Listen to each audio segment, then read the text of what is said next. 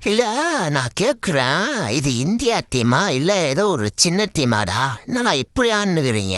ஏதோ ஆட தெரியாத மாதிரி இப்பதான் புதுசா வந்த டீம் மாதிரி ஆடுனுக்கிறீங்க. ஐயோ, என்னத்த சொல்றது, இங்கிலாந்து பேட்டிங் ஆனாங்க.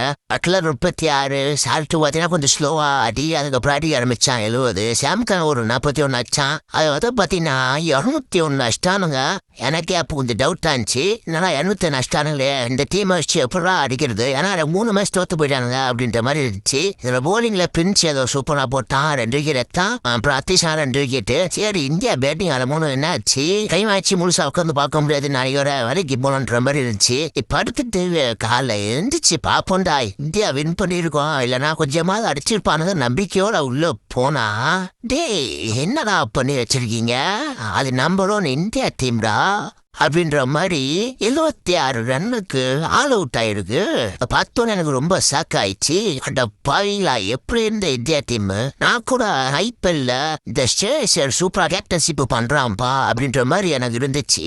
ஆனா இந்த பக்கம் வந்தா, இந்தியா பக்கம் வந்தா, என்னடா எவ்வளோடா அப்படி கேப்டன் பண்ணா அப்படின்ற மாதிரி இருக்கு. 4 மேட்ச் தொடர்ந்து தோத்து போயிட்டாங்க.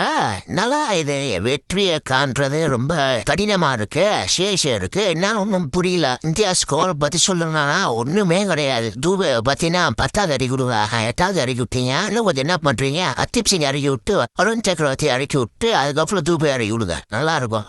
அதுவும் பார்த்தீங்கன்னா 12 ஓவர்லயே முடிச்சிட்டானுங்க, ஆல் அவுட் ஆயிட்டானுங்க. கதை முடிச்சிச்சு, 2-0. இந்தியா அப்படியே என்ன பண்றீங்க, அடுத்த வருஷம் ராமத்தை போட்டுருவானுங்க. போட்டு ராமத்தை போட்டுட்டு அப்புறம் என்ன பண்றீங்க, போயிடுங்க எங்கேயாச்சும், காட்சிக்கு எங்கேயாச்சும். அப்போ அடுத்த மேட்சாவது வின் பண்றாங்கன்னு பார்ப்போம். போற லைக்கை போட்டு சப்ஸ்கிரைப் பண்ணிட்டு போங்க. அடுத்த வீடியோல வரேன்.